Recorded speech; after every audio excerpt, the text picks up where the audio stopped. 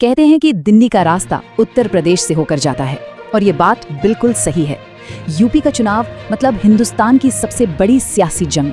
ये वो राज्य है जो सिर्फ अपनी सरकार नहीं चुनता बल्कि पूरे देश का पॉलिटिकल मूड सेट कर देता है।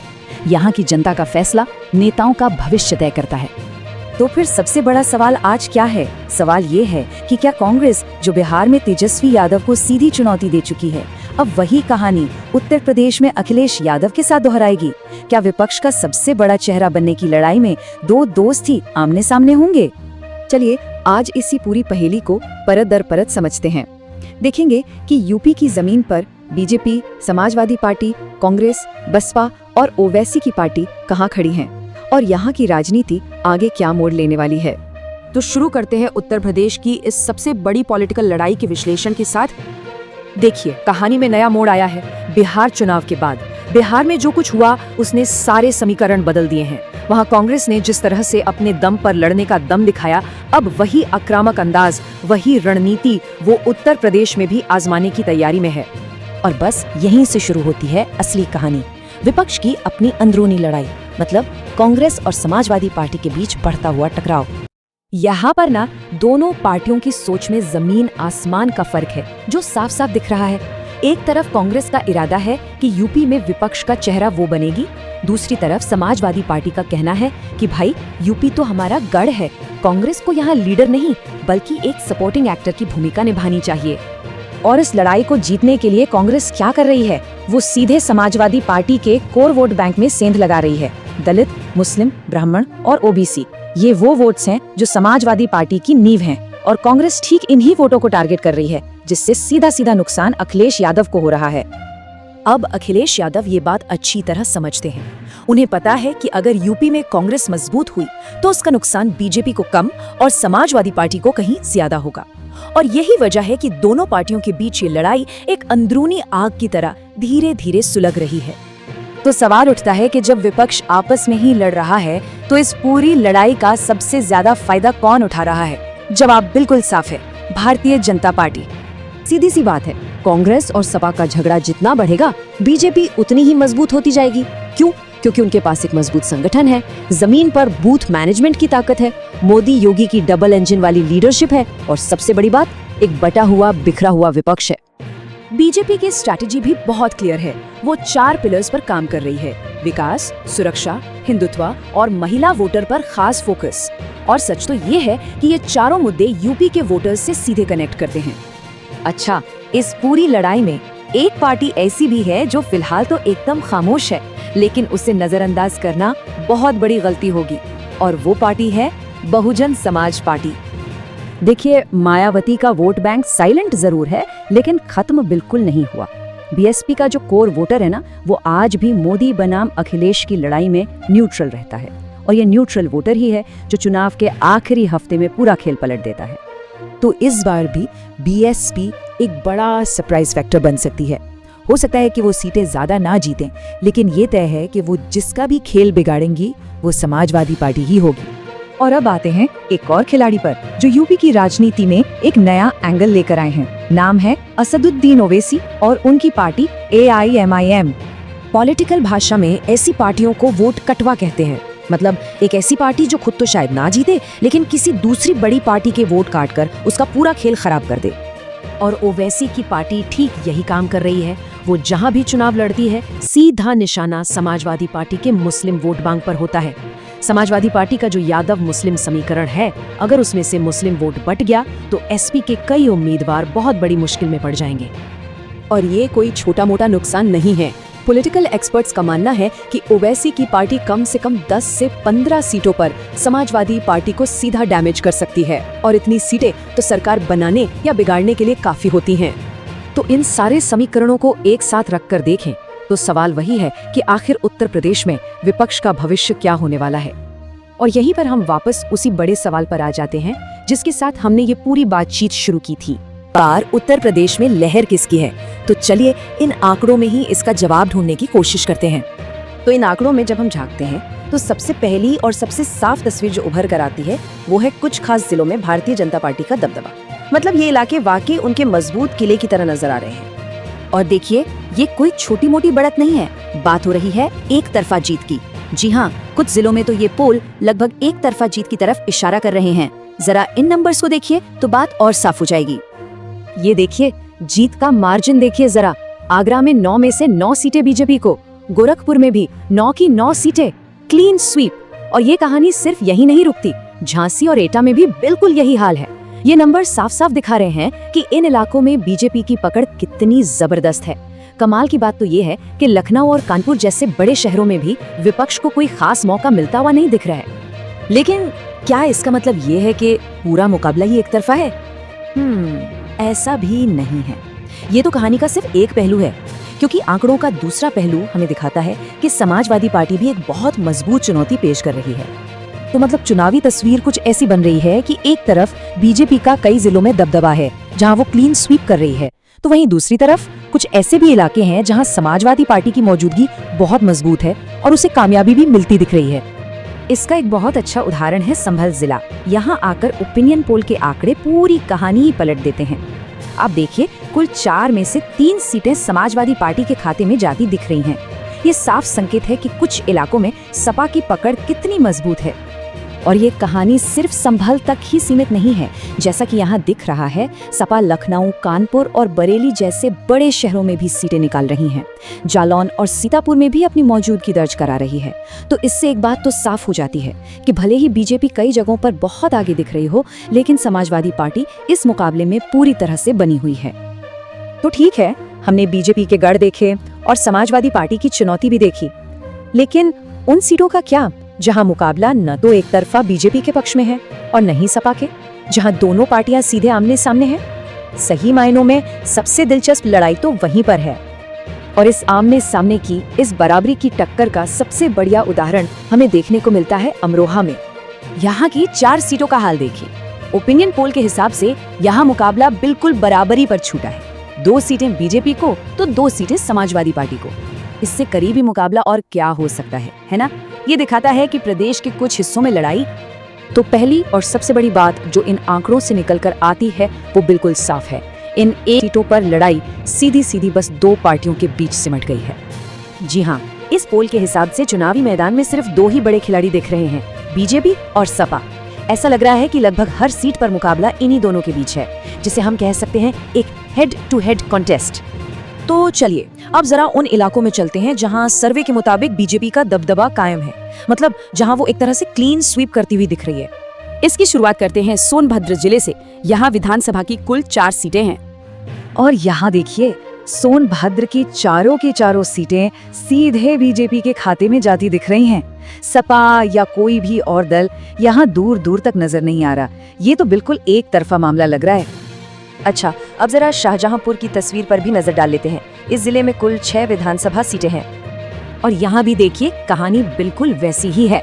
सर्वे के मुताबिक बीजेपी शाहजहांपुर की सभी 6 सीटें अपने नाम कर रही है। ये दिखाता है कि कुछ इलाकों में पार्टी की जमीन कितनी ज्यादा मजबूत है। और बात सिर्फ यही तक नहीं है। इस पोल में फर्रुखाबाद और पीलीभीत की 4 सीटें और देवरिया की 7 सीटें भी बीजेपी जीतती हुई दिख रही हैं। मतलब ये आंकड़े बीजेपी के कुछ मजबूत किलों की तस्वीर एकदम साफ कर देते हैं।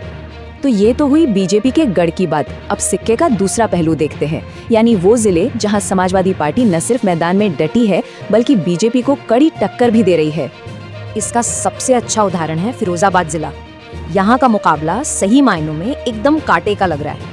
पोल के हिसाब से देखें तो फिरोजाबाद की 5 में से 3 सीटें सपा के खाते में जा रही हैं, जबकि 2 सीटों पर बीजेपी जीत रही है। मतलब यहाँ पर सपा को हल्की सी बढ़त मिलती दिख रही है। और भी कई जिले हैं जहां टक्कर कड़ी है, भले ही बीजेपी को थोड़ी ज्यादा सीटें मिल रही हों, जैसे सहारनपुर में 5-2 या फिर बलरामपुर और चंदौली में 3-1 का स्कोर है। लेकिन इन सब में एक बात कॉमन है, लड़ाई सिर्फ बीजेपी और सपा के बीच ही हो रही है। सीटों में कांग्रेस, बीएसपी या किसी भी दूसरे दल को एक भी सीट नहीं मिल रही है, एक भी नहीं, 0। सारा का सारा खेल सिर्फ बीजेपी और सपा के आंगन में हो रहा है। और इस बात को ये लाइन बिल्कुल सही तरीके से बयां करती है। शुरुआती रुझान साफ बता रहे हैं कि उत्तर प्रदेश में इस बार बीजेपी की पकड़ मजबूत है, जबकि सपा ने कई सीटों पर कड़ी चुनौती पेश की है। तो चलिए इस 2 वे फाइट में सबसे पहले सत्ताधारी पार्टी यानी बीजेपी के प्रदर्शन को देखते हैं। इस पोल के हिसाब से कई जिले तो ऐसे हैं जहां बीजेपी ने विपक्ष का लगभग सुपड़ा ही साफ कर दिया है। शुरुआत करते हैं उन्नाव से। यहां देखिए, जिले की सभी 6 की 6 सीटों पर बीजेपी जीतती हुई दिख रही है। ये एक बिल्कुल एक तरफा जीत है, जो दिखाती है कि इस जिले में पार्टी की पकड़ कितनी मजबूत है। और देखिए, ये कहानी सिर्फ उन्नाव तक ही सीमित नहीं है। पास के ही जिले हरदोई में भी बिल्कुल यही ट्रेंड देखने को मिल रहा है। वहां की सभी 8 सीटों पर बीजेपी का परचम लहरा रहा है। एक और क्लीन स्वीप। और ये पैटर्न सिर्फ बड़े जिलों तक ही सीमित नहीं है। हमीरपुर, महोबा और ललितपुर जैसे छोटे जिलों में भी यही कहानी है। यहां भी जितनी सीटें हैं, 2 में से 2 सबकी सब बीजेपी के खाते में। लेकिन जैसा कि शुरू में ही कहा था, ये मुकाबला एक तरफा बिल्कुल नहीं है।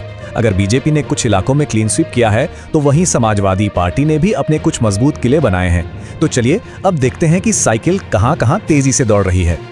उदाहरण के लिए मुरादाबाद को देखिए। यहाँ सपा ने 6 में से 5 सीटों पर कब्जा जमाया है। ये एक तरह से बीजेपी के क्लीन स्वीप का एक करारा जवाब है। ये दिखाता है कि सपा के पास भी अपने ऐसे इलाके हैं जहां उसे हराना बहुत मुश्किल है। और ऐसा ही दबदबा गाजीपुर में भी देखने को मिल रहा है, जहां 7 में से 5 सीटों पर सपा आगे चल रही है। तो मुरादाबाद और गाजीपुर जैसे इलाके ये समाजवादी पार्टी के लिए उस चुनावी नींव का काम कर रहे हैं, जिस पर वो अपनी उम्मीदें बना रही है।